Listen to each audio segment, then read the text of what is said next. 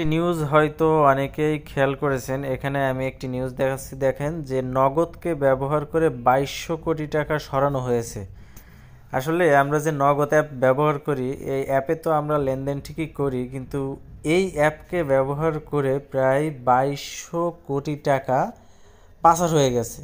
এটা কিন্তু বিশাল বড় একটা ব্যাপার যে জালিয়াতি আসলে কাকে বলে, এটা কত ধরনের জালিয়াতি হতে পারে আপনারা চিন্তাই করতে পারবেন না। দেখেন এখানে কি লেখা আছে যে সম্প্রতি দেশের অর্থনীতি নিয়ে মূলত প্রথম আলোর সাথে কথা বলেছেন বর্তমানে যে বাংলাদেশ গভর্নর আছে, আপনারা জানেন যে আহসান এইস মনসুর, তিনি কিন্তু মূলত এই কথাটি বলেছেন।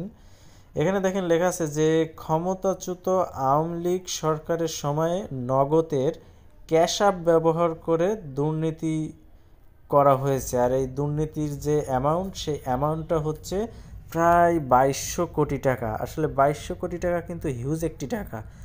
আপনারা অনেকেই খেয়াল করলে দেখবেন যে আমরা জানি ডাক বিভাগের একটি সার্ভিস হচ্ছে নগদ, এবং এই নগদটা আসলে অল্প সময়ের ভিতরে চারিদিকে এত পরিমাণ ছড়িয়ে পড়েছিল হঠাৎ করে। আপনারা দেখেন যে স্কুল কলেজের যে বৃত্তির টাকা সেটাও কিন্তু এই নগদের মাধ্যমে আসতো, এবং কোনো অনুদান বা এই জাতীয় যাই হোক না কেন, নগদ এমনভাবে এটা আসলে তারা চারিদিকে ছড়িয়ে গিয়েছিল যে প্রত্যেকটা লেনদেনই নগদে হচ্ছিল।